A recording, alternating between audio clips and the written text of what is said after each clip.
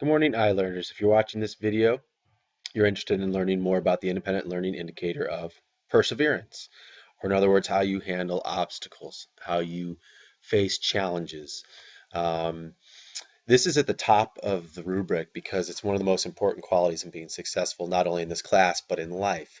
Sometimes you hear it called grit. That's actually a really common word in education right now, because we know that people who are able to persevere um, meet with success not only in this class, but in life. So if you're just getting started with this quality, what it means is when you're faced with a challenge, you generally stop trying. You dismiss, you quit on the project when difficulties arise, and it really requires daily coaching from your advisors just to keep you moving forward.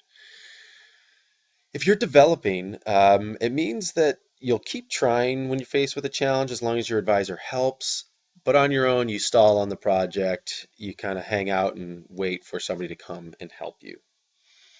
If you've moved into the realm of proficiency, it means that when you're faced with a problem or a challenge, you try to problem solve. You make an honest effort actually to problem solve. Your advisor would know that when you're on your own, you're probably trying to move yourself forward, even when things are getting challenging for you. However, in the level of mastery, which is where we could probably really call you an independent learner, when you're faced with those challenges, you're working really hard to get through them. And if what you're trying doesn't work, you've come up with a new strategy or a different approach. Um, and at the level of far exceeding the expectations, you're not just working hard, you're motivated to solve problems. You want to face challenges. You see them actually not as challenges, but as opportunities. And I'm actually reminded of a Thomas Edison quote here, and he said, "I have not failed. I've just found 10,000 ways that won't work." And I love that quote because if you know anything about Thomas Edison, he was relentless with his ability to persevere. He a failure was just an elimination of a way that wouldn't work, and that's what that quote means.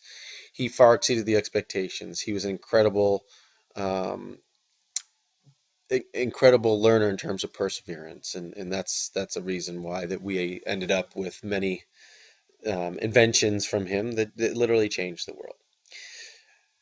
If you have any more questions about perseverance, myself or Mr. Noonan would be happy to answer them in class.